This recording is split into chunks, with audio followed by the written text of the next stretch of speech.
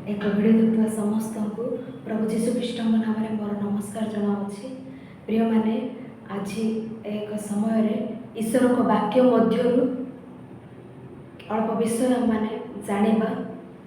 ईश्वर अनेक विषय आपण सेवक मानक द्वारा आपण भविष्य भक्त मानक द्वारा आपण शिष्य मानक द्वारा आम अनेक विषय लेखाए दे अछंती, जहाँकि आम दैनंदिन जीवन में आम पाठ करने द्वारा आम विश्वास जीवन में आम अधिकतर भाव उत्तम रूपे पवित्र रूपे ईश्वर को इच्छुक रूपे बंचार सहायक होउछि। आपर पवित्र ग्रंथ ईश्वर आज आम को दे नथिले सतरे आम अवस्था कौन होता ताहा अति गुरुतर अति घोरतर भाव रही था। ईश्वर देवा एक ग्रंथर गोटे विषय आज आम आलोचना करवा। आम समस्ते बाइबल दिले खोली देखा हितोपदेश 16 अध्याय 20 पद। हितोपदेश 16 अध्याय 20 पद। जो लोक परमेश्वर वाक्य मनोजोग करे से मंगल पाए, पुणी सदाप्रभु ठारे जे निर्भर करे से धन्य। जो लोक परमेश्वर वाक्य मनोजोग करे से मंगल पाए। आ जो माने परमेश्वर को माने निर्भर करते से माने धन्य अटंती। परमेश्वर को वाक्य मनोजोग करिवार अछि। आज ईश्वर को वाक्य से दिन रे हो आज हो अनेक भक्त माने ईश्वर को वाक्य आम निकट को पहुँचाऊ अच्छी। ईश्वर को वाक्य आम कर्ण निकट में पहुँचुअछि। आम ईश्वर को वाक्य केते अधिक रूपे मनोजोगी होउछु। से काल विचारकर्ता माने जाजक माने भविष्य भक्ता माने नूतन नियम को आसला बेले को शिष्य माने प्रेरित माने अनेक ईश्वर को भक्तगण ईश्वर को वाक्य मनोजोग कर, ईश्वर को वाक्य मनोजोग कर कोई उच्च स्वर से माने कहूथिले घोषणा करुथिले। केते जन ईश्वर को वाक्य मनोजोगी हेले। आज यही काल आम मैंने बास करथुआ ए दिन मानकरे ईश्वर को वाक्य जेकोसी मत ईश्वर को संतान गण को निकट में पहुँचबार अच्छी कही ईश्वर को सेवक माने सेविका माने नाना प्रकार परिश्रम पत्रिका माध्यम वाक्य द्वारा दृष्टांत गुड़िक द्वारा अनेक प्रकार लोक मानक निकट को ईश्वर को वाक्य पहुँचाइबा चेष्टा करुथबार आमने जानुअछु। सबुदिन आमने देखुअछु। हेले ईश्वर को वाक्य आमने केते अधिक रूपे मनोजोगी होउछु। थरे चिंता करिबा। ईश्वर को वाक्य ईश्वर को संतान गण मनोजोगी हेबार अछि बोली बाइबल रे अनेक प्रैक्टिकल विषय प्रैक्टिकली भाव में देखाई से बुझाइले। प्रिय माने बेले बेले देखंतु छोट शिशु माने थिले आमने से केतेक विषय कही था से माने बुझी पारंती नहीं। से माने से कथा शुणिले भी बुझी पारंती नहीं। देखो एबे गोटे सांभाळुआ किछि दिन रही किछि दिन पर से अपना रूप परिवर्तन करी प्रजापति रूपे परिवर्तित होउछि बोली शिशु मानक आमे कहिले से माने बुझी पारंती नहीं। सांभाळुआ किपरि प्रजापति हेबो ता से माने आ संदेह भाव रे ही रही जाय थांती। सेते बेले आमे कोन करि थाउ से मानक सांभाळुआ पाखु नै देखै थाउ।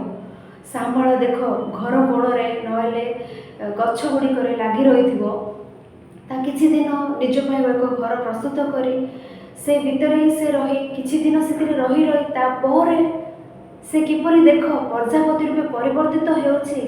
प्रैक्टिकल भाव में आमे सेमान को ता देखाइले से माने सेते बेले बुझी नियंती। ओहो सांभाळुआ ए प्रकार किछि दिन रुहे ता पोरे प्रजापति हुए। ए विषय प्रैक्टिकल देखिबारु से माने वृद्ध हेबा पर्यंत ए विषय सेमान को मन रे रही जाय थाए। से विषय को भल रूपे बुझंती से माने सेहीपरि ईश्वर मध्य मोर संतान गण मो वाक्य मनोजोगी हेबार अछि। हेबाको हेले सेमानकु प्रैक्टिकली केतक विषय मु देखाइबी। से आम देखी था जेसाया पुस्तक आपण मैंने पढ़ंतु जिरेमिया पुस्तक आम पढ़िले, जिहेजिकल पुस्तक आम पढ़िले ए भक्तगण को, ए भविष्य भक्ता मानू ईश्वर प्राक्टिकाली केतक विषय देखाउतबे, केतक विषय बुझाइबा निमंते प्राक्टिकाली केतक विषय से देखाई बुझाते। आमने जिरेमिया भविष्य भक्ता पुस्तक 13 अध्याय देखिले, जिरेमिया भविष्य भक्ता पुस्तक 13 अध्याय, जिरेमिया भविष्य भक्ता पुस्तक 13 अध्याय मान देखिपारू समस्ते। जिरेमिया भविष्य भक्ता पुस्तक 13 अध्याय, एठारे सदाप्रभु जिरेमिया को गोटे प्राक्टिकल विषय देखाई आउ एक विषय बुझाउछंती, आउ एक विषय जणाउछंती। आ जिरेमिया विषय कहउछंती एक मशीना निर्मित पटुका किण, मशीना निर्मित पटुका किण, ताहा जलरे रखिबो नाही, आ केउठा रखिबो ता आपणा कट्टी बांध। जिरेमिया से प्रकार ईश्वर वाक्य अनुसार गोटे मशीना निर्मित पटुका किणिले, अपना कट्टी देश संलग्न कले, कट्टी देश बांधि रखिले। पुनर्बार सदाप्रभु वाक्य जिरेमिया निकट उपस्थित है। जिरेमिया तुम्हें जो पटुका अपना कट्टी बांधि अछ से पटुका नहीं फरात नदी निकट एक शैलर छिद्र रख। जिरेमिया सदाप्रभु वाक्य अनुसार फरात नदी निकट गले, आठे एक शैल अच्छी, से शैलर छिद्र से पटुका को से रखिले। पुनर्बार से फेरी आसिले। पुनर्बार अनेक दिन पर परमेश्वर वाक्य जिरेमिया निकट उपस्थित है। जिरेमिया तुम्हें जो स्थान से पटुका रखी अछ ताहा कौन हो थे देख जाओ सेटा। जिरेमिया बाहर फरात नदी निकट को, से शैल निकट गले, शैलर छिद्र थी पटुका को से देखिले। से पटुका नष्ट हो जाइए, अनेक दिन होगा रखिकी ता नष्ट हो जाए। सेतेबेले ईश्वर कहउछंती एडी तुम्हें जेपरी पटुका को कट्टी बांधिल ता भलरे थिला, किंतु शैलर छिद्र रखिबारु अनेक दिन पर नष्ट हो गला। सेपरी ए इस्राएल वंश, ए जिहुदा वंश एमानंकु मु आपणा ठारे संलग्न कली। एमाने भलरे थिले, किंतु जेतेबेले एमाने आमर कथा सुनिबा को असमत हेले, आपणा अंतःकरणर अबाध्यता अनुसार चलिले, सेतेबेले आम्बे एमाने नष्ट हेले। सेतेबेले एमानकर दर्प सब आम चूर्ण करवा। एमाने जेपरि पटुका शैलर छिद्र रखिबारु आ कौनसी कार्य को ता आसे नाही, ता अकर्मण्य आ व्यवहार योग्य नुहे, सेहीपरि एई माने मध्य गोटे प्राक्टिकल विषय को देखाई जिरेमिया को ईश्वर बुझाइले। जिरेमिया लोक मानक निकट से विषय बुझाई जणाइले। सेहीपरि भाव में आउ एक प्राक्टिकल विषय ईश्वर जिरेमिया को कहते। जिरेमिया पुस्तक 18 अध्याय प्रथम पदर आपण मैंने पढ़िले। जिरेमिया को ईश्वर एक कुंभकार गृह निकट को जावाई कहले। जिरेमिया ईश्वर वाक्य अनुसार एक कुंभकार गृह निकट को गले। कुंभकार आपणा कार्य करुला, आपणा चक्र मृत्तिकार कर्म करुला। जिरेमिया देखिले सेतेबेले कुंभकार आपणा चक्र मृत्तिकार कर्म कला बेले एक मृत्तिका एक आकार बनैला बेले से आकार मृत्तिका कुंभकार हस्तरु से आकार बिगड़ी गला। बिगड़ी जीवार से आउ एक आकार अपना इच्छा अनुसार आउ एक आकार को से निर्माण कले।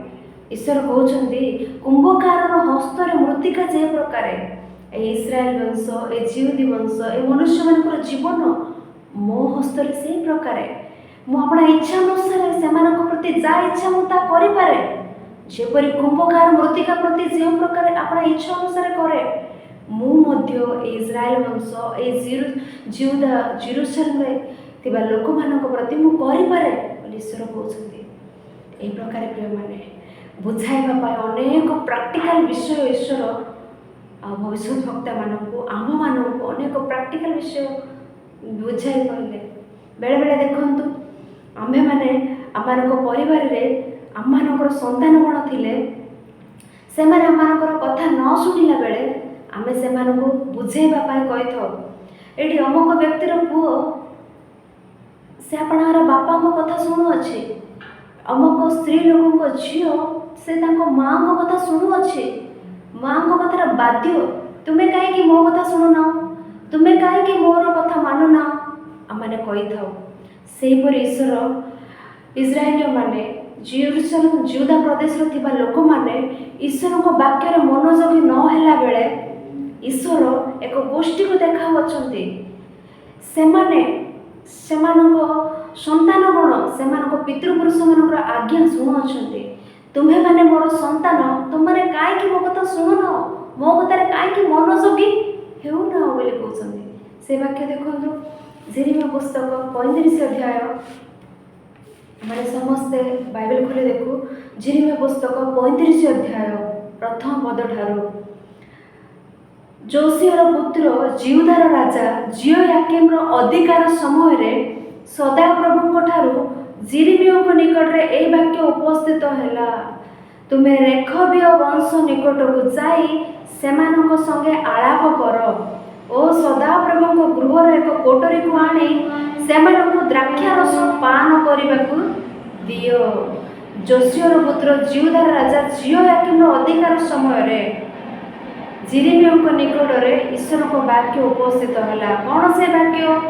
ତୁମେ ରେଖବୀୟ ବଂଶ ନିକଟକୁ ଯାଇ, ଏବେ ଇସ୍ରାଏଲୀୟ ବଂଶ, ଜିହୁଦୀ ବଂଶ, ସେ ପ୍ରକାର ରେଖବ ଗୋଷ୍ଠୀ, ସେଇ କାଳରେ ରେଖବୀୟ ବଂଶର ଲୋକମାନେ ଥିଲେ।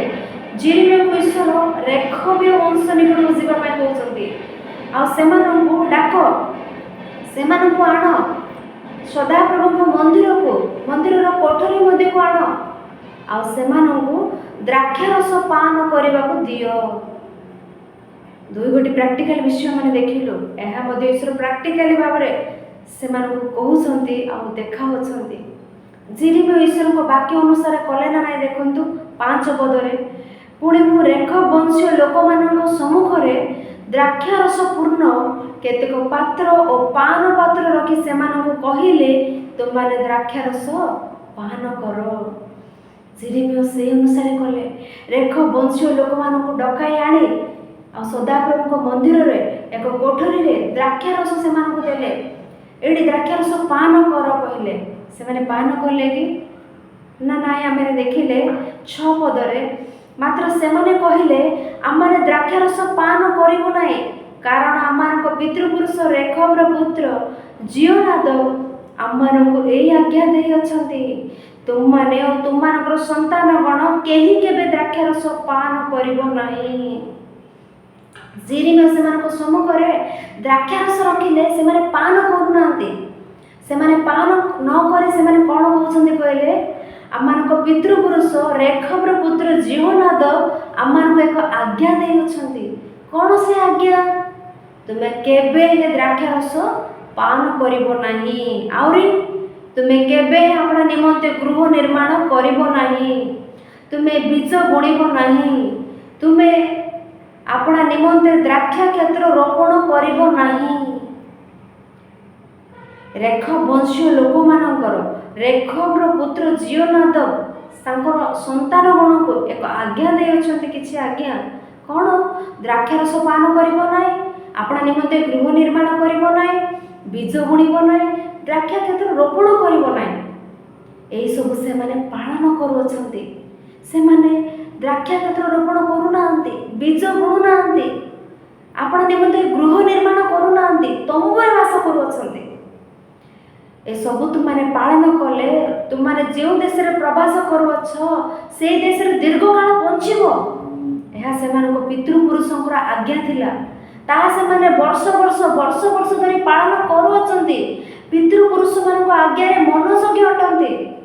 ଈଶ୍ୱର ଏବେ କହୁଛନ୍ତି, ସେମାନଙ୍କୁ ଦେଖାଇ ଈଶ୍ୱର ଏବେ କହୁଛନ୍ତି 35 ଅଧ୍ୟାୟ 13 ପଦରେ, ସୈନ୍ୟାଧିପତି ସଦାପ୍ରଭୁ ଇସ୍ରାଏଲର ପରମେଶ୍ୱର ଏହି କଥା କହନ୍ତି, ତୁମ୍ଭେ ଯାଇ ଜିହୁଦାର ଲୋକମାନଙ୍କୁ ଓ ଜେରୁସାଲେମର ନିବାସୀମାନଙ୍କୁ କୁହ, ସଦାପ୍ରଭୁ କହନ୍ତି, ତୁମମାନେ ଆମ ବାକ୍ୟରେ ମନୋଯୋଗ କରିବା ପାଇଁ କି ଶିକ୍ଷା ଗ୍ରହଣ କରିବ ନାହିଁ।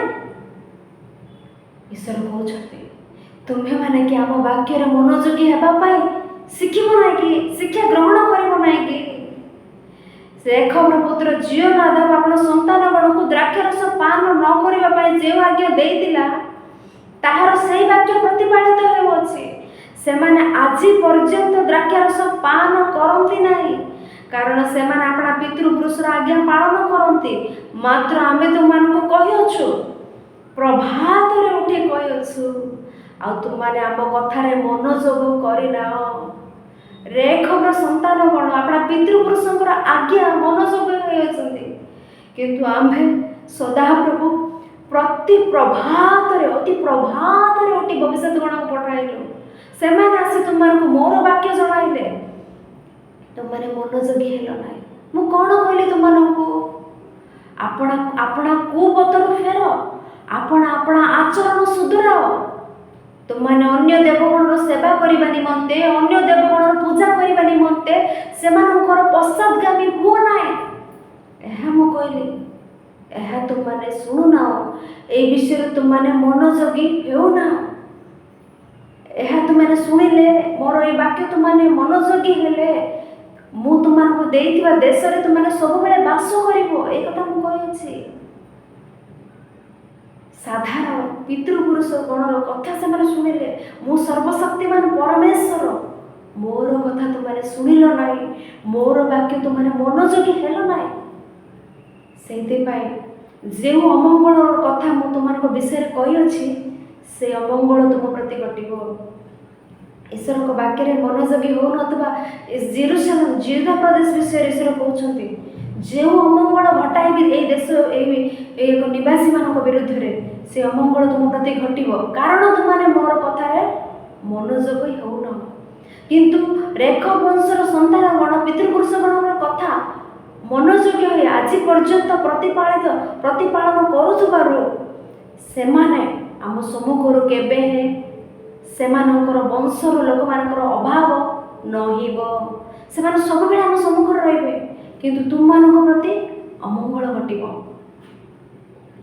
ଆମେ ସେଥିପାଇଁ ଆରମ୍ଭରୁ ଏକ ବାକ୍ୟ ପଢ଼ିଲୁ, ହିତୋପଦେଶ 16 ଅଧ୍ୟାୟ 20 ପଦ। ସମସ୍ତେ ବାଇବେଲ ଖୋଲି ଦେଖୁ, ହିତୋପଦେଶ 16 ଅଧ୍ୟାୟ 20 ପଦ। ଯେଉଁ ଲୋକ ପରମେଶ୍ୱରଙ୍କ ବାକ୍ୟରେ ମନୋଯୋଗ କରେ ସେ ମଙ୍ଗଳ ପାଏ, ଆଉ ଯିଏ ସଦାପ୍ରଭୁଙ୍କ ଠାରେ ନିର୍ଭର କରେ ସେ ଧନ୍ୟ। ସଦାପ୍ରଭୁଙ୍କ ବାକ୍ୟରେ ଆମମାନେ ମନୋଯୋଗୀ ହେଲେ ଆମମାନଙ୍କୁ ମଙ୍ଗଳ ଆମମାନଙ୍କ ପ୍ରତି ରହିଅଛି, ଅମଙ୍ଗଳ ନାହିଁ, ମଙ୍ଗଳ ଅଛି। କିନ୍ତୁ ଆଜି ମଧ୍ୟ ଆମମାନଙ୍କ ମଧ୍ୟରେ ଥିବା ଲୋକମାନେ ଆମେ ପରମେଶ୍ୱରଙ୍କର ନିମନ୍ତେ ଏହି ବୃହତ୍ କାର୍ଯ୍ୟ କରୁଅଛୁ, ଆମେ ପରମେଶ୍ୱରଙ୍କ ନିମନ୍ତେ ସେହି ବୃହତ୍ କାର୍ଯ୍ୟ କରୁଥାନ୍ତି, କିନ୍ତୁ ପରମେଶ୍ୱରଙ୍କ ବାକ୍ୟରେ କେତେ ଅଧିକ ରୂପେ ମନୋଯୋଗୀ ହେଉଅଛୁ। ତାଙ୍କ ବାକ୍ୟ ଆମମାନଙ୍କୁ ଶୁଣାଗଲା ବେଳେ ଆପଣ କର୍ଣ୍ଣ ରୁଦ୍ଧ କରୁଅଛୁ କି? ପରମେଶ୍ୱରଙ୍କର ବାକ୍ୟରେ ମନୋଯୋଗୀ ନ ହୋଇ ମୁଁ ଏହା କରୁଛି ତାହା କରୁଛି, ସଦାପ୍ରଭୁଙ୍କ ସମ୍ମୁଖରୁ ଦୁଷ୍ଟ ଭାବରେ ପ୍ରସ୍ଥାନ କରି ମୁଁ ଏହା କରୁଛି ତାହା କରୁଛି କହିଲେ ମଙ୍ଗଳ ପାଇବା କିଏ? ଈଶ୍ୱର ବାକ୍ୟରେ କୁହନ୍ତି, ଶୁଣିବା ବଳିଦାନ ଠାରୁ ମନୋଯୋଗୀ ହେବା ମେଷମେଧ ଠାରୁ ଉତ୍ତମ। ଈଶ୍ୱରଙ୍କ ବାକ୍ୟ ଶୁଣିବା ବଳିଦାନ ଠାରୁ ଓ ମନୋଯୋଗୀ ହେବା ମେଷମେଧ ଠାରୁ ଉତ୍ତମ। ଆଉ କେତେ ଅଧିକ ରୂପେ ତାଙ୍କର ବାକ୍ୟ ଆମେ ଶୁଣୁଛେ, କେତେ ଅଧିକ ରୂପେ ଆମେ ମନୋଯୋଗୀ ହେଉଅଛୁ। ମନୋଯୋଗୀ ହେଲେ ଉତ୍ତମ, ମନୋଯୋଗୀ ହେଲେ ମଙ୍ଗଳ। ତାହା କେବଳ ଏହି ଜୀବନରେ ନୁହେଁ, ଈଶ୍ୱରଙ୍କ ବାକ୍ୟରେ ଆମେ ମନୋଯୋଗୀ ହେଲେ ଏହି ଜୀବନରେ ମଙ୍ଗଳ ପାଇବା। ଆମମାନଙ୍କ ମୃତ୍ୟୁ ପରେ ମଧ୍ୟ ଆମମାନଙ୍କୁ ମଙ୍ଗଳ ରହିଅଛି। ତେଣୁ ପ୍ରିୟମାନେ, ଈଶ୍ୱରଙ୍କ ବାକ୍ୟକୁ ଭୟ କରି ଈଶ୍ୱରଙ୍କ ବାକ୍ୟରେ ମନୋଯୋଗୀ ହେବା ପାଇଁ ଈଶ୍ୱର କେତେ ପ୍ରାକ୍ଟିକାଲି ଭାବରେ ସେମାନଙ୍କୁ ବୁଝାଇଲେ, କାରଣ ମନୋଯୋଗୀ ହେଲେ ମଙ୍ଗଳ। ତେଣୁ ଏ ବିଷୟ ଶୁଣୁଥିବା ଆପଣମାନେ ସମସ୍ତେ ଆଉ ସର୍ବଦା ଈଶ୍ୱରଙ୍କ ବାକ୍ୟ ପ୍ରତି ଅଧିକରୁ ଅଧିକ ମନୋଯୋଗୀ ହୁଅନ୍ତୁ, ଏହା ସେ ଆପଣଠାରୁ ଆମଠାରୁ ଚାହାନ୍ତି। ତେଣୁ ମନୋଯୋଗୀ ହେବା ସନ୍ତାନଗଣ ରୂପେ ଆମେ ରହିବା। ଅମନୋଯୋଗୀ ହୋଇ ନ ଶୁଣିବା ପରେ ଆପଣ କର୍ଣ୍ଣକୁ ରୁଦ୍ଧ ନ କରୁ, ମନୋଯୋଗୀ ହେଲେ ହିଁ ମଙ୍ଗଳ। ତାଙ୍କ ଉପରେ ନିର୍ଭର କରିବା ଲୋକ ହିଁ ଧନ୍ୟ। ତେଣୁ ତାଙ୍କ ବାକ୍ୟରେ ମନୋଯୋଗୀ ହେବା ଏହା ସେ ଚାହାନ୍ତି। ତେଣୁ ଏବେ ପର୍ଯ୍ୟନ୍ତ ଶୁଣିଥିବା ଏ ସମସ୍ତ ବାକ୍ୟ ଆପଣମାନଙ୍କ ହୃଦୟରେ କାର୍ଯ୍ୟ କରୁ, ଆପଣମାନଙ୍କ ହୃଦୟ ଈଶ୍ୱରଙ୍କ ଚାହୁଁରେ ଉତ୍ତମ ରୂପେ ଦେଖାଯାଉ, ଏହା ମୋର ଈଶ୍ୱରଙ୍କର ଇଚ୍ଛା।